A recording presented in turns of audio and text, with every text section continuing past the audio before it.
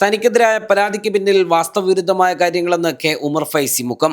CPM മലപ്പുറത്ത് നടത്തിയ വഖഫ് സെമിനാറിലെ എൻ്റെ പ്രസംഗത്തിൻ്റെ പേരിൽ എനിക്കെതിരെ നടപടി ആവശ്യപ്പെടുന്നവർ ഉന്നയിച്ച ആരോപണങ്ങൾ വാസ്തവവിരുദ്ധവും അടിസ്ഥാനരഹിതവുമാണ്.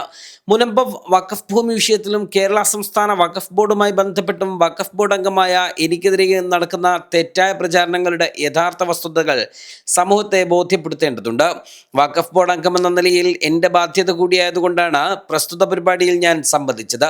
പ്രസ്തുത സെമിനാറിൽ മുൻ ഹജ്ജ് committee chairman C Muhammad Faizi ഉൾപ്പെടെ വിവിധ സംഘടനാ പ്രതിനിധികളും സംബന്ധിച്ചിരുന്നു. വഖഫ് ബോർഡുമായി ബന്ധപ്പെട്ട നിലവിലുള്ള ചില കാര്യങ്ങൾ വ്യക്തമാക്കുക മാത്രമാണ് പ്രസംഗത്തിലൂടെ ഞാൻ ചെയ്തത്.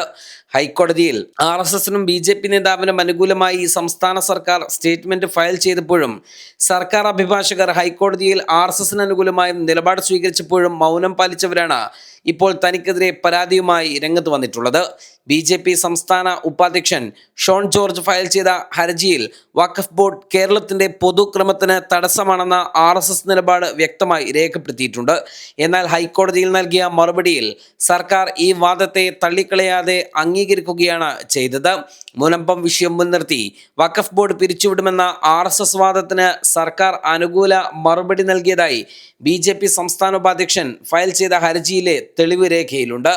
മുനമ്പത്തെ വഖഫ് ഭൂമി കയ്യേറിയവരെ ഇറക്കിവിടില്ലെന്ന് VD സതീശൻ ഉറപ്പ് നൽകിയതായും മുസ്ലിം ലീഗ് ദേശീയ ജനറൽ സെക്രട്ടറി PK കുഞ്ഞാലിക്കുട്ടിയും ഇതേ നിലപാടാണെന്നും BJP സംസ്ഥാന ഉപാധ്യക്ഷൻ ഫയൽ ചെയ്ത ഹർജിയിലെ തെളിവ് രേഖയിലുണ്ട്. RSSന്റെയും കാസയുടെയും നിലപാടുകളെ തള്ളിക്കളയാതെ പൂർണ്ണമായി അംഗീകരിക്കുന്ന രീതിയിലാണ് സർക്കാർ ഹൈക്കോടതിയിൽ സ്റ്റേറ്റ്മെന്റ് ഫയൽ ചെയ്തത്.